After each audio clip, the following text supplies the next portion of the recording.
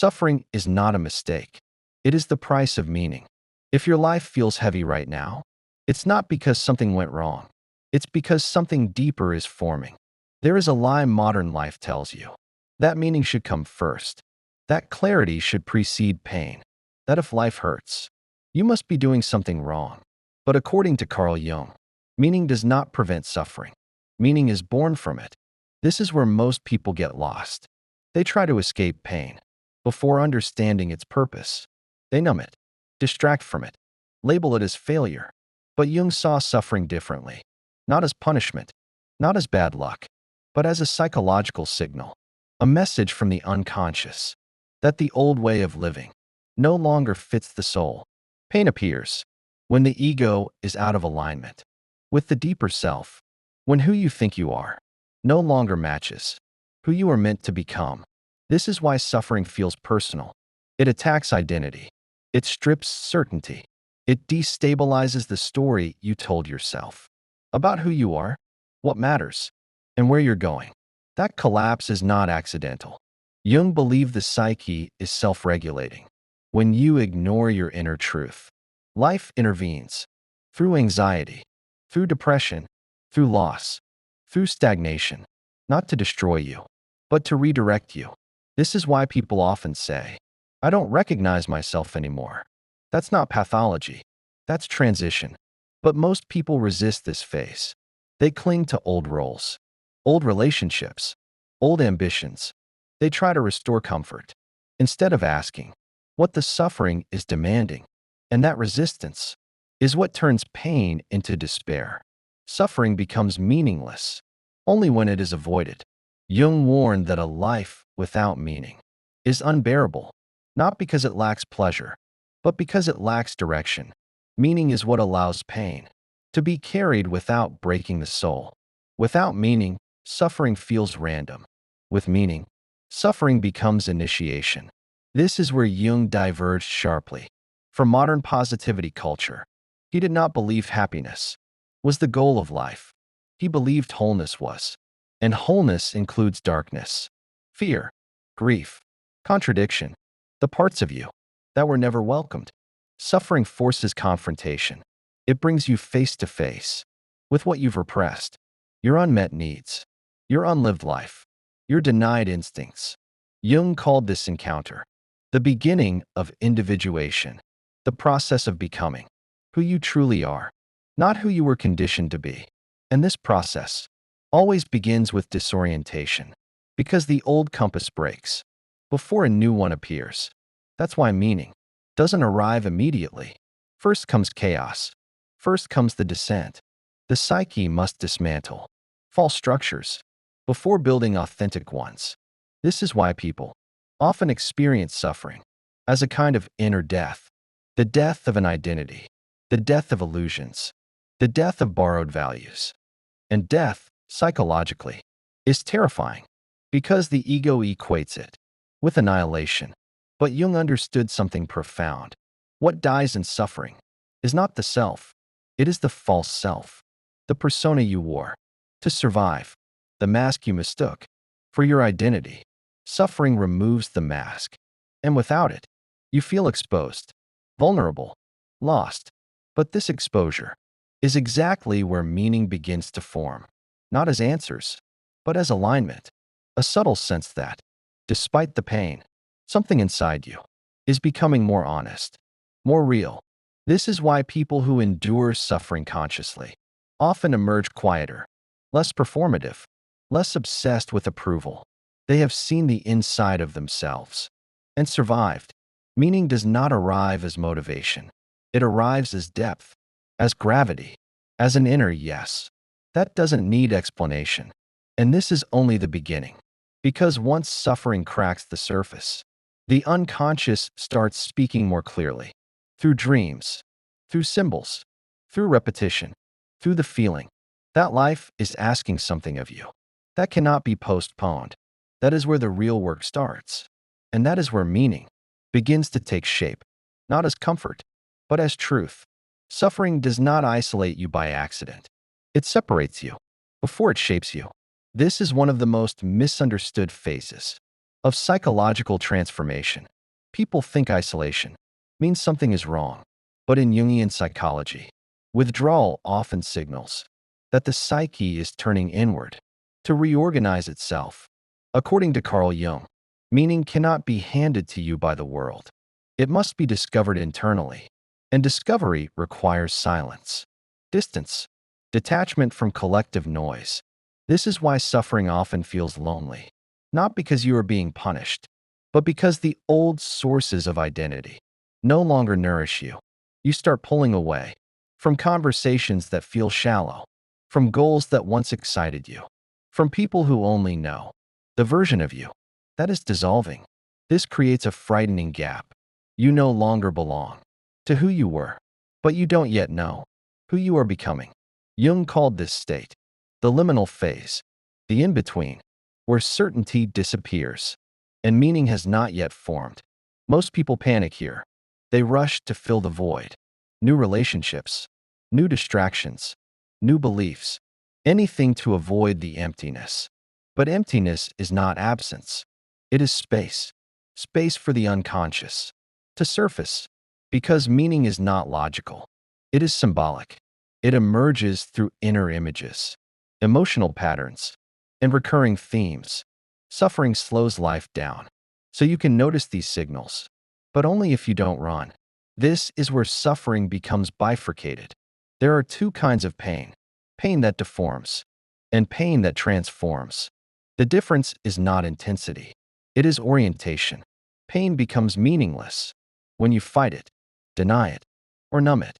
Pain becomes transformative when you ask it questions. What is breaking? What no longer fits? What truth is demanding recognition? Jung believed symptoms are symbolic expressions. Depression is not just low mood. Anxiety is not just fear. They are communications, messages from parts of the psyche that were ignored too long. When suffering is listened to, it starts changing texture. It becomes less chaotic, more directional, still painful, but purposeful. This is when something subtle happens. You stop asking, "How do I get rid of this?" and start asking, "What is this asking of me?" That question alone changes the trajectory. Meaning does not arrive as relief. It arrives as responsibility, a realization that you can no longer live the way you did before, that some truth must be integrated. This is why people who find meaning after suffering often become more serious, not bitter, serious. They stop wasting energy on trivial pursuits. They become selective, intentional, grounded, because suffering clarified what actually matters. Jung observed that many neuroses dissolve, not through happiness, but through purpose. When the psyche has a direction, it can tolerate pain, but when direction is absent, even comfort feels unbearable. This explains something profound: why people with everything can still feel empty, and why people with very little can endure immense hardship without losing themselves. Meaning is not pleasure-based. It is coherence-based. It aligns inner life with outer action, and suffering is often the only force strong enough to break false coherence, false beliefs, false values, false identities. Suffering dismantles them, piece by piece. And while that dismantling hurts, it is also clarifying. You begin to see what was never truly yours: expectations inherited, paths chosen out of fear, roles adopted for approval. Meaning cannot grow in borrowed soil. It requires authenticity, and authenticity requires loss. This is why Jung warned against bypassing suffering. He believed those who avoid it become shallow, rigid, or resentful.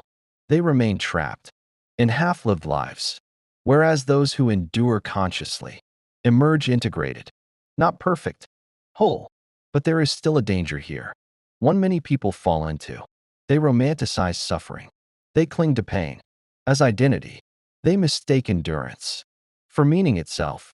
Jung was clear: suffering is not the destination. It is the passage.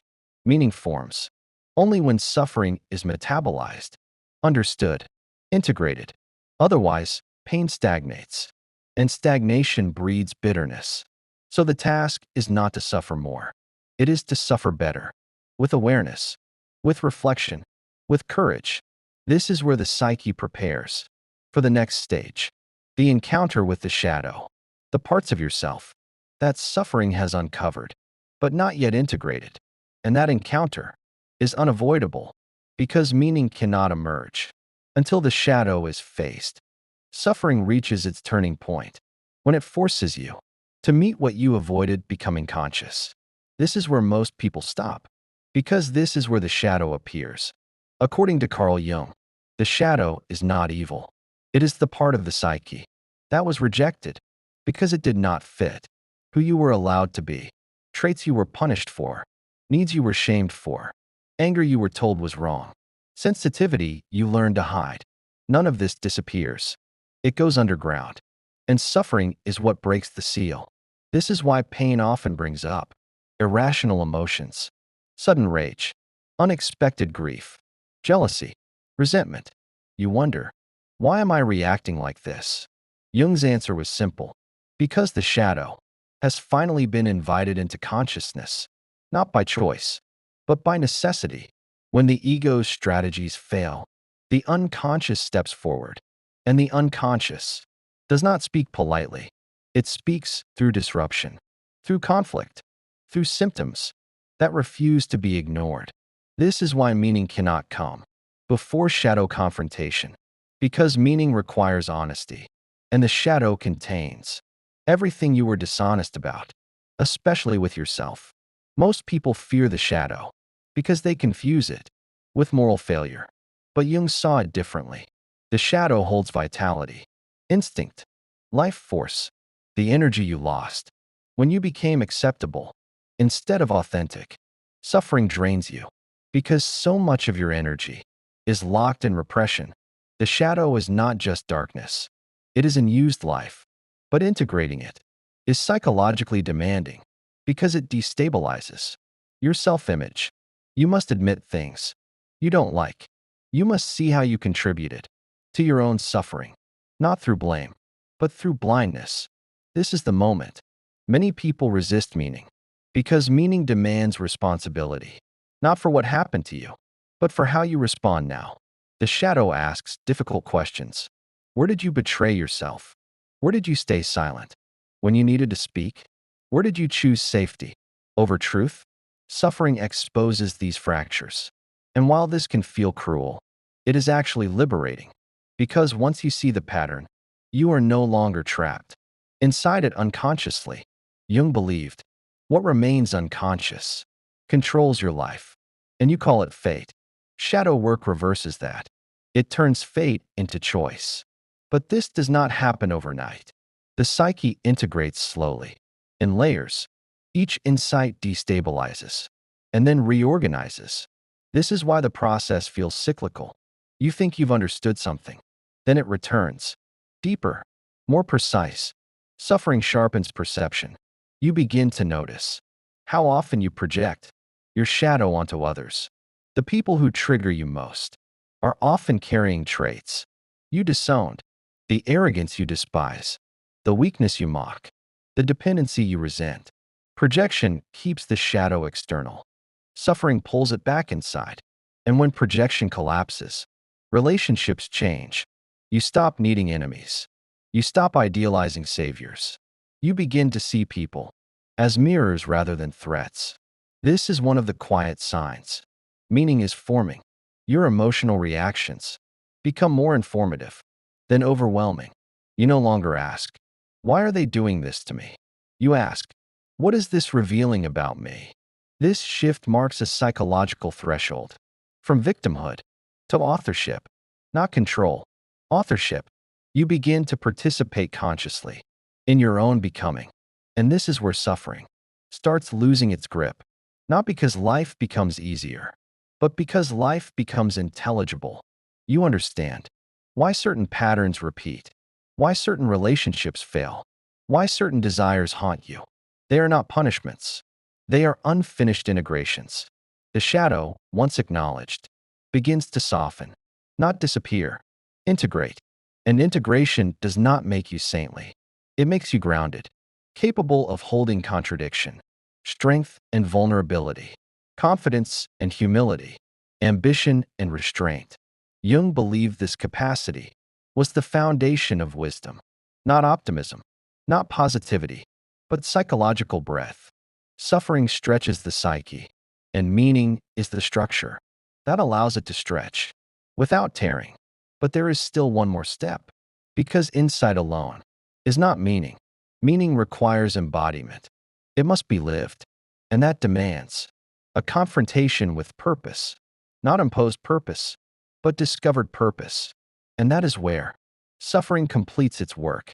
Suffering only completes its task when insight turns into action, not dramatic action, but aligned action. This is where many people misunderstand meaning. They expect it to arrive as a clear mission statement, a sentence, a role, a title. But meaning, in Jungian psychology, does not begin as an idea. It begins as orientation, a quiet but firm sense that certain paths can no longer be taken, and certain compromises are no longer tolerable.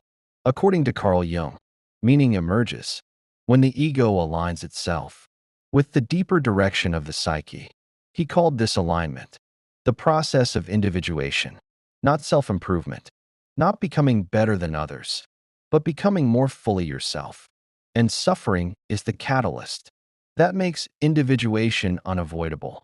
Before suffering, you can live unconsciously. You can follow expectations, collect achievements, borrow values. But after suffering, those strategies collapse.